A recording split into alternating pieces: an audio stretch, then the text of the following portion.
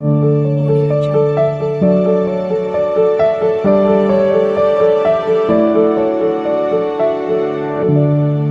Audio Jungle.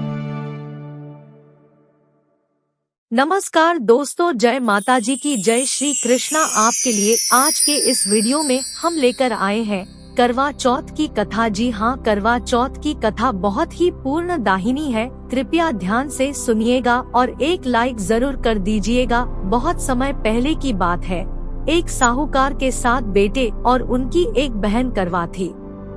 सभी सातों भाई अपनी बहन से बहुत प्यार करते थे, यहाँ तक कि वे पहले उसे खाना खिलाते और बाद में स्वयं खाते थे। एक बार उनकी बहन ससुराल से मायके आई हुई थी।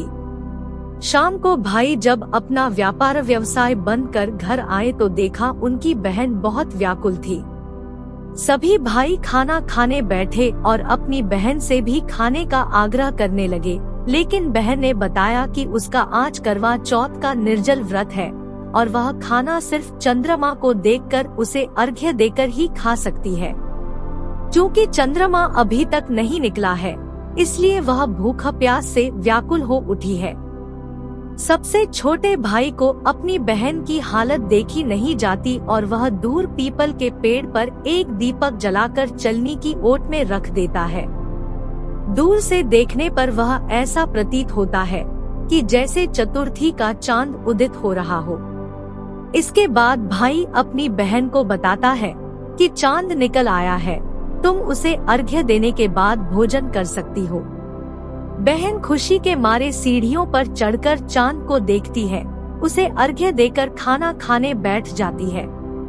वह पहला टुकड़ा मुंह में डालती है तो उसे छींक आ जाती है।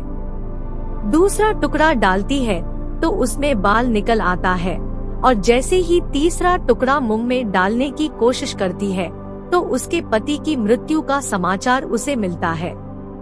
वह बौखला जाती है। उसकी भाभी उसे सच्चाई से अवगत कराती है कि उसके साथ ऐसा क्यों हुआ।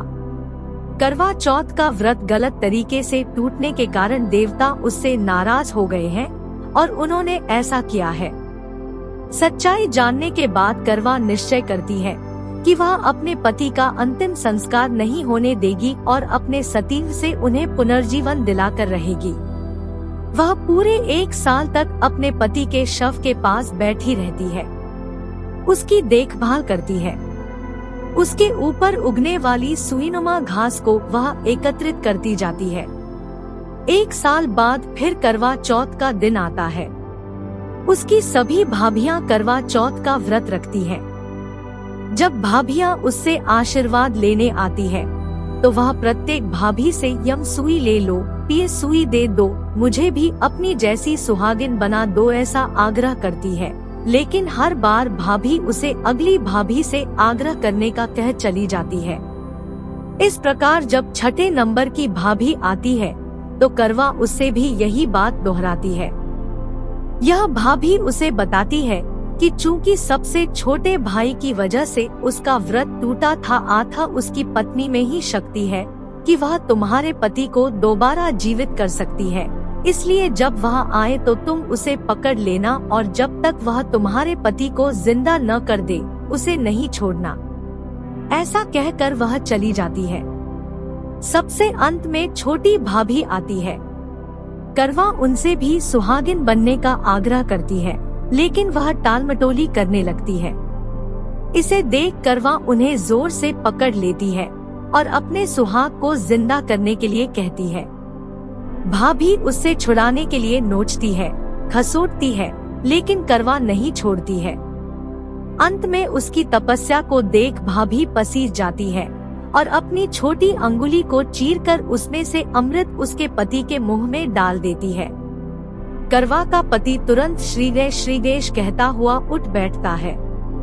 इस प्रकार प्रभु कृपा से उसकी छोटी भाभी के माध्यम से करवा को अपना सुहाग वापस मिल जाता है। हे श्री गणेश माँ गौरी, जिस प्रकार करवा को चिर सुहागन का वरदान आपसे मिला है, वैसा ही सब सुहागिनों को मिले।